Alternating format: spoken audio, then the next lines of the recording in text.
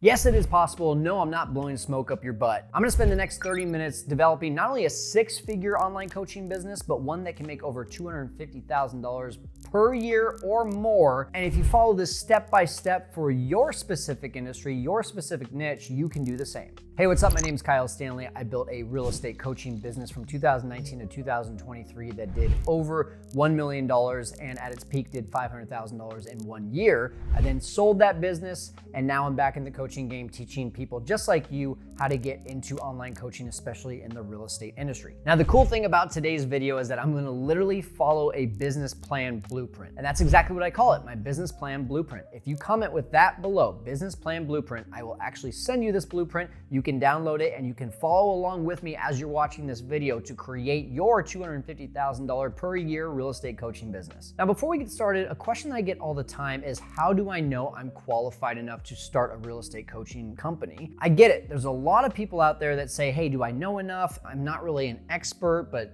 people are telling me I should probably start this coaching business. Or maybe you're in the other side of it and you are an expert and you're completely overqualified to be a coach, but you're so inundated in your day-to-day real estate business that you just don't even know how you're gonna be able to make the time to do a coaching business on top of that. So answer these 6 questions for yourself before we get started, and if at least 4 of them are yes, or some version of yes, then you're probably in a really good place to start a real estate coaching company. Number 1 is, do people ask you for help in your specific niche? No matter if it's friends, family, people at real estate meetups, or online, people sliding into your DMs, are people asking you for help? If so, then congratulations, you've answered the most important question, which is, do people see you as valuable? Number 2, have you ever helped anyone achieve any level of success? Now, what I don't mean with this is, have you had any clients? I'm asking, have you even ever just sat down with someone for lunch who said, hey, I wanna learn all about your niche, wholesaling, creative finance, storage facilities, being a realtor, being a mortgage broker? Have you ever sat down with anyone and just given them aha moments that they then took action on and got a specific result? If the answer to that is yes, then good news, your framework, your teaching actually works. Number 3, and probably the most important question, is, do you like helping people? If you do, then you will love the coaching industry. If you don't, I'm sorry, that's probably that one red tape question that I have that I just say, if you don't like helping people, you probably aren't built for this. You will get burnt out, you will want to turn around, you will get frustrated with people, so sorry, it's just not for you. But if you do like helping people, then the next question, number 4, is, are you passionate about what you will be teaching, or at least passionate about what it's done for you in your life? What I mean by that is, I'll just give you a real life example. I'm not passionate about Airbnb. However, I was an Airbnb coach for almost 4 years because I was passionate about what it did for my family. But if you ask me about setting up a property and how to price it properly, I wasn't really excited about those things, although I did have to talk about them, but I was excited about the vision of what it could do for other families and how I could help other families achieve the same thing as me, leave a 9-to-5 job, come home to their families, go on more vacations, get their dream life. That was really exciting for me, and that's where I found my passion. Number 5, do you have a very specific strength or skill set within that niche? I call this niching up. It's the same thing as niching down, but we're leveling up. Meaning, what are we really stinking good at? We want to be really good at one thing, so the people that need that one thing, we are magnetic to. Like a friend of mine, he's really good at social media. He has been able to blow up his business by just getting viral on social media. So many people reach out to him and say, hey, how have you been able to master social media? Your videos are getting tons of views, and that's where all of his clients are coming from. So he could literally, if he wanted to, he hasn't yet because he hasn't answered at least 4 of these 6 questions as a yes, just FYI. But if he got to a point where he was able to, he would make massive amounts of money because he has a very specific skill set that can help current realtors who are closing, call it 1 to 2 deals per month, to now close 5, 6, 7 deals per month. Number 6, do you have at least 15 hours a week to dedicate to this? Now, I've done videos on this before where I say you can do 5 hours or less per week, but it's not like that in the beginning, guys. Anything that's worth it is going to take hard work. 15 hours per week, I honestly would like to just tell you, like, hey, put a full-time effort into it, do 20, 30, 40 hours, but you can make some very good strides with 15 hours per week plus a really good team involved. All right, did you answer at least 4 of those 6 questions as a yes, excluding the one where you don't like helping people. If you don't like helping people, why are you still watching this video? If you do, then you definitely have gotten to the right video, because I'm gonna show you now how to take all those yeses, turn it into a $250,000 or more per year real estate coaching company. So once again, all you have to do is go to the description below, click download it, and just follow along with me.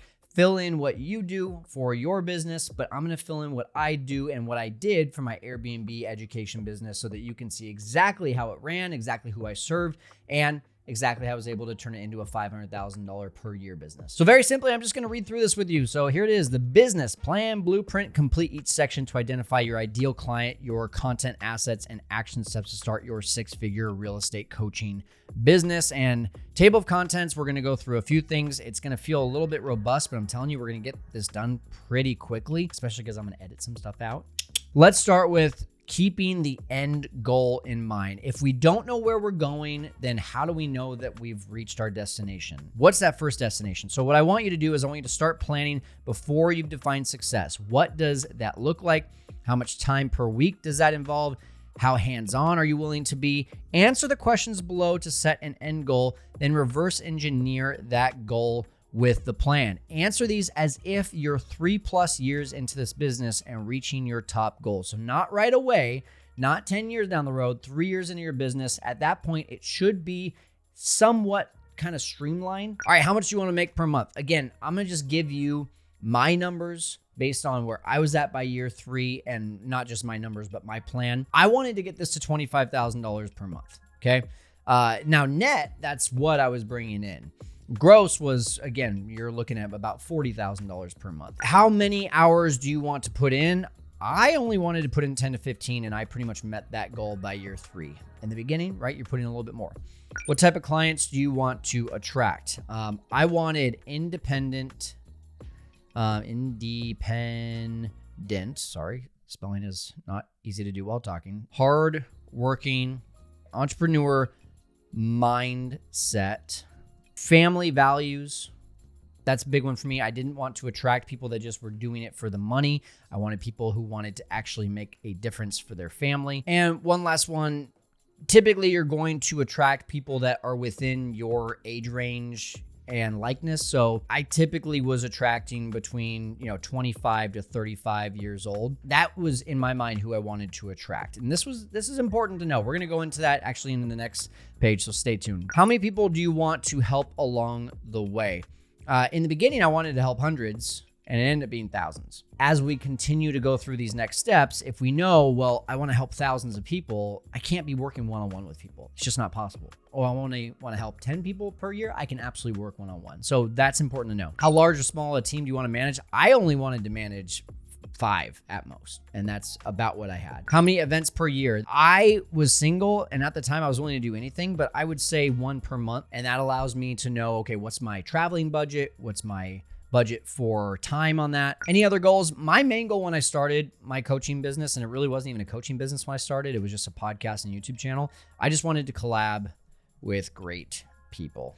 I wanted to learn from other people. I wanted to fill gaps by making relationships with other people. I wanted to be able to network to that next person. So this is my goals. I can now start to reverse engineer how I attract this type of business, this lifestyle business, right? Because this is essentially what we've mapped out as a lifestyle that we want that's going to match what our goals are. And so the first question is, who do I serve? We want to start with your positioning statement. You're going to start with, I help blank do blank so they can blank. What I want to do though is I want this statement to be something that helps other people understand who I'm serving. So with my Airbnb business, it was, I help frustrated and tired 9-to-5ers get into real estate without owning properties or problems so they can create enough cash flow to replace their full-time hyphenated jobs and come home to their families. How does that hit, right? When we talk about our positioning statement, we want it to hit an emotion. We want it to feel like it keys in on someone specific. And that's exactly what this does. It packs a punch and it's got some emotion behind it. All right, now your avatar. This is just an extended version of the positioning statement. It's now defining who are those tired and frustrated 9-to-5ers. I want you to understand that by the end of you writing out this avatar, you're going to have a vision in your mind of what this person looks like, what their lifestyle looks like, and how they approach their everyday so that you can provide a solution for them to be able to get the kind of lifestyle that they want. So mine was Adam. That was the name of my avatar. He was a 31-year-old. And as you can see here, married status, job, how do they feel about it? Describe their lifestyle in detail. And as you can see from there, they are stressed by who has a wife and 2 kids and a job that requires him to show up to the office. He makes close to 6 figures, and that's just enough for him to support his family, but not enough for him to give them the life that they desire. All right, so we're gonna go deeper into that when we get down to the they want part. So they're stressed by, and here's what I put, a job that they no longer love, bills that feel like they never end, a mortgage and or rent that takes up close to 40% of their income, and never being able to spend enough time with their family, and I'll add in here, or go on vacations. So this guy just basically feels like he's making ends meet at the end of the day. And for that reason, he wants to get into real estate because he's heard a lot about the opportunities, but doesn't know how to because he doesn't have enough money saved up. So they want to get into real estate because they know it's one of the best ways to grow wealth, but they don't have the money saved up to put a 20% down payment on a home. And even if they did, let's change that, it won't cash flow enough for them to leave their job. If they could find a way to create at least $8,000 to $10,000 a month of cash flow, they could leave that job. They believe, and you can see it says your niche right here. Essentially, what we're trying to do is say that they have seen what you do and they believe that this could be a solution to their problems. They believe Airbnb without owning the property can help them get that lifestyle, but they don't know where to start, don't know how to structure the business, don't know how to pitch the landlords, and wonder if they have even enough money to furnish their first property. These are all the mindset limitations, as you can see, all the limitations that are holding them back from taking action. I can help Adam because I'm just going to put the solution to all of these things that are holding him back, because I can guide him step by step. I can show him how to structure the business properly and attract his ideal clients. Plus, he will only need a few $1,000s to start the business. Everything after that can be done from other people's money. Boom. You would see that I had a clear vision of who my avatar was. And when you have a clear vision of who your avatar is, you're no longer just speaking to a camera, you're speaking to your actual avatar. This right here is what changes your mindset to understand who you're speaking to be able to deliver a message that will resonate with them. You no longer are talking just to talk, you're talking because you know it's solving their problem. Okay, now number 3, what I teach, your niche. Don't just choose a niche up. What I mean by that is choose a niche within the niche. Now, a lot of people say niche down. I like to think positively, niche up. So what that means is with Airbnb, without owning the property, that sounds niche already. If you flip houses, that's great. What specifically do you do really, really well? One of my clients specifically flips houses and never spends a single dollar on advertisements. They get all of their deals through networking. So they would say exactly that. How to flip a house without any advertising money. That's a niche within the niche. So my niche within the niche was how to do Airbnb without owning the property and build it to a 6-figure per year business with only 5 to 10 hours of work per week. That was my niche. I was really good at helping people design that business so that they weren't the operator in the business, but they were the CEO of that business. Your framework. This is your unique process that differentiates you from other coaches. Think of it as steps or phases that you teach to transform your client. For example, the 4 phases of my framework are clarity, pre-sell, test and refine, and scale. That's my exact phases for when I actually coach someone who wants to start their real estate coaching business. So with my Airbnb business, it was the force method. And the force method was this. find, operate, repeat, systematize, and expand. So this helped me to be able to keep my students on track, because when they said, oh, I found a property, now how do I systematize that property?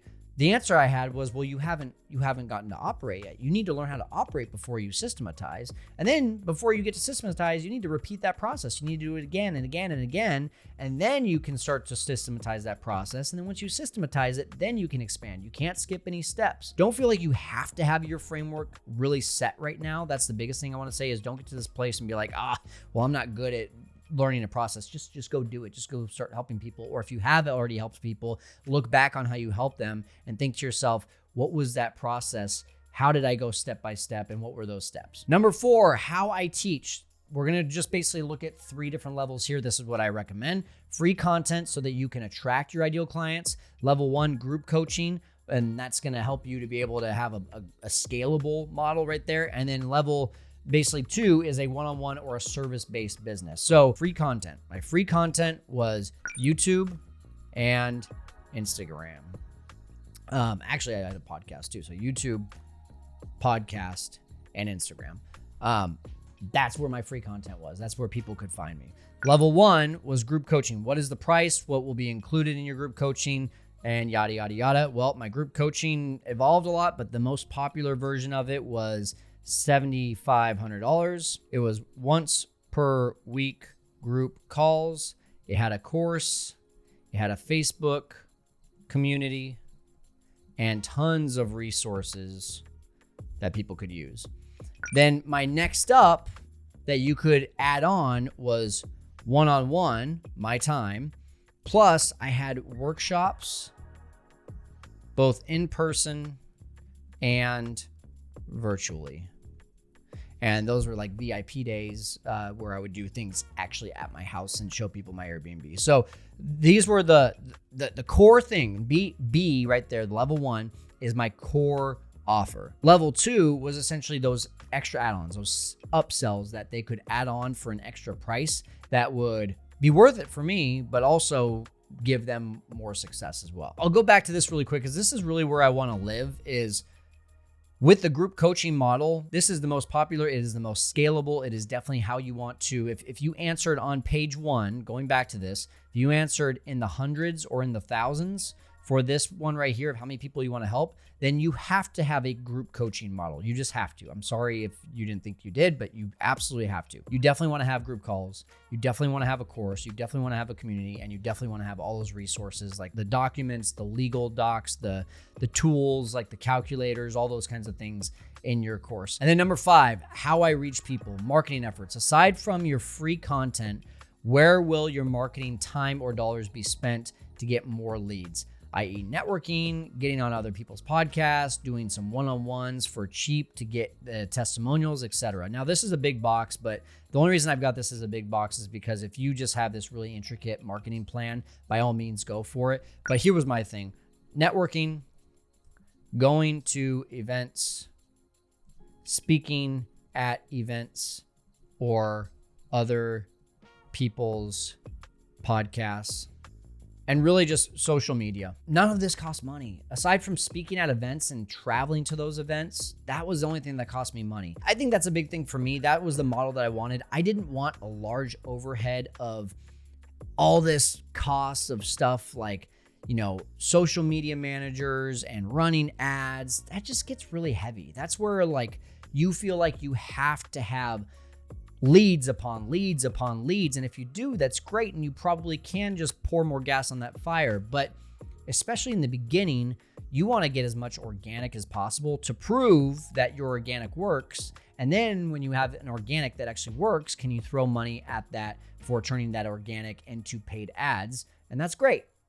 I just never really wanted to do that because I wanted the people that I wanted to attract to learn about me organically. And that's why I had a really, really good coaching base, was because the people that reached out to me that wanted my help had been following me for a while, and they knew that they didn't see me from an ad. And I'm being honest, that's probably why my business got to $500,000. Meanwhile, I know people that have $5 million education businesses. They don't do that organically. They do that through paid ads. But I will tell you, whenever they talk to me about the problems that they have, it's usually the paid ads bring in the wrong types of clients. And so if you want to just make as much money as possible and help tons of people, and you're okay with a bunch of like people bringing down your energy, by all means, like that's the trade-off that you want to do. That's okay. But that wasn't what I wanted to do. So this was my very simple marketing plan. Based on our answers from number 5, we can get a clear idea of how much money is needed for number 6. Now, for me, as you know, my idea was not to spend a lot of money on marketing.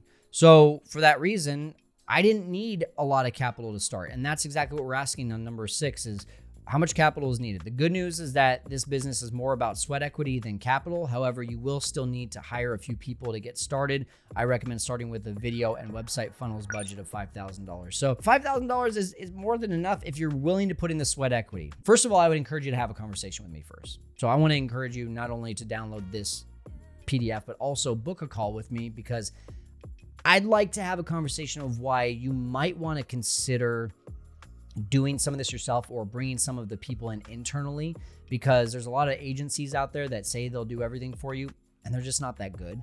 So I invite you to have a call with me. The site for that is also in the description down below, consultation.realkylestanley.com, and I'd be happy to chat with you about your decision on that. Because if you are wanting to do that, it's going to be more like I need $50,000 to start out, because A, it's going to cost someone a lot of money to do these things, and B, it's going to take some time for those efforts to start to yield some fruit. So you're going to notice like, hey, I need $50,000 because I might not make a single dollar until month 6. And that's 6 months of someone else doing the work for me rather than me putting in the sweat equity myself. So once again, you can just book a call with me, consultation.realkylestanley.com. All right. And then based on how much money is needed, right, we're just basically kind of like connecting these dots. How I reach people leads to how much money is needed, leads to who is needed. The biggest thing that I think people absolutely need to outsource is the video editing. Okay. Editing is a big thing. So editor, if you have a camera, even if you have a cell phone, don't break the budget. Don't go and hire someone who's going to cost you thousands of dollars a month, and the video quality of what they're doing looks just about the same as what you could do on your iPhone. So get a tripod, get some lighting, get a mic, and you could be in under $1,000 instead of spending $1,000 per month with someone else to do all of that work. People are going to care a lot more about your value than the quality of your video. As long as it's not grainy and ugly and like super like looks like it's from the 90s, then you're gonna be fine. The big thing is audio. As long as it's audible and it's something that the audio sounds good, you can get a good mic like this one. I think this one's like $600, and you can get a good like just lab mic here. That one, I think I want to say that was like $300. But if you still are like, I'd much rather have a videographer and maybe they provide a little bit more value of like helping you with scripting and everything, sure, why not? Social media manager, again, do you want an agency or do you just want someone posting for you? If you just do the work yourself, it's not going to cost that much, but it's going to cost you time. These are the things that you got to start thinking of, but this is what I use. I had an editor, I had a videographer, I had a social media manager, and I would say copywriter could be another one. I just did my own copy, especially today with ChatGPT. You don't have to get a copywriter. Just tell ChatGPT what kind of email and what kind of descriptions you want, and it'll be phenomenal. There's also sales, okay? I mean, by year 3, you should definitely have sales outsourced. Absolutely. If you're doing your own sales, you're probably faltering in either your content or your coaching. And those should be your 2 main focuses, is content and coaching. If you're doing sales in year 3, you have a problem. You should do sales in year 1 though, because you want to learn as much about your client as possible. So those are just a few things that you can put down there. Start to think about who exactly you need. And next steps, I provided the recommended next steps, fill in the rest as you see needed. So research your competition, start positioning your content for your ideal client, interview your ideal clients, help 5 people one-on-one, and get testimonials. This is, to me, just very simple next steps. You'll probably want to get even more specific, like go hire a videographer, go hire an editor, start doing research on what's the best ways to title my YouTube videos and do my thumbnails. These are all things, by the way, on our channel that we teach you, so make sure that you're subscribed if you're not already. But again, if you just want to learn how to build that 6-figure coaching business and you're thinking about doing all this yourself or you're thinking about getting an agency, either way, go ahead and book a call with me. This link right here is clickable. It will take you straight to my website where you can book a call with me, and that will help you to take those next steps. This is your business plan blueprint. Try saying that 5 times fast. If you just follow this, if you fill in the gaps, you will be able to know, you will see a clear vision for exactly where you're taking this next. And I would love if you just comment below with how this helped you.